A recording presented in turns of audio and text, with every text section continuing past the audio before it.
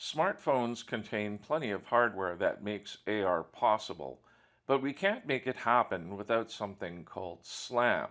SLAM stands for simultaneous localization and mapping, but what do all those words mean? What they mean is that the phone is trying to map the environment using computer vision while at the same time trying to match what it sees or localize it with what it has seen in the past so it can tell where the phone is. Let's talk about the computer vision or mapping part. Computer vision turns out to be the big key to making AR something that has mass market capability. By analyzing the video feed, software is able to find several kinds of visual features in the scene that become the foundation for it to build up spatial awareness. An AR system can be trained to detect specific images or 3D objects to do what's called marker-based AR. Most AR systems also do computer vision to detect simple planes in a scene. And face detection and tracking is another popular form of computer vision detection used in apps like Snapchat.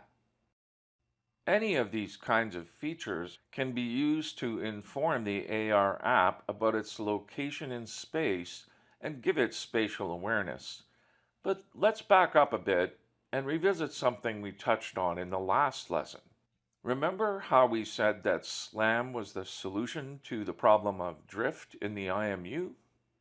Well, it turns out that you can use the features detected by the computer vision system as reference points or spatial anchors to do the periodic corrections we said we needed to do in the last lesson. And that leads us into the localization part of the SLAM acronym. As the computer vision system is analyzing each video frame and trying to find any of the above types of features in it, it's matching what it finds to what it's found in previous frames and using the data to place anchored AR objects in the correct place in the scene. An anchored object is a virtual object that has been attached to some feature that the SLAM system has identified and is tracking.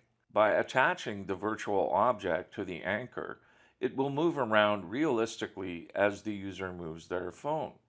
One thing that can be done is to anchor virtual meshes onto the detected feature, either to provide a visual representation of it in the AR view or to alter it with augmented features, as in Snapchat or Pokemon Go. They can also provide a reference point to anchor collision meshes so virtual physics objects can react to real-world surfaces. So remember in the first lesson how we said scene estimation was related to computer vision? That's because part of the scene estimation is to analyze the lighting in the scene and report that to the app so that it can try to match the lighting in the actual scene. Computer vision, or photogrammetry, works best when it has image data from multiple viewpoints, but it only improves if the user moves and rotates their phone to look in different directions, and as they move around the space to reveal previously occluded parts of their view. The longer the app runs and the more the user moves around, the more detail the spatial model has, and the easier it becomes to localize the phone in the space. The environment map can expand as much as it needs to as the user moves around. Spatial computing is a whole new kind of computing, and it requires a completely different approach than producing any other kind of digital content.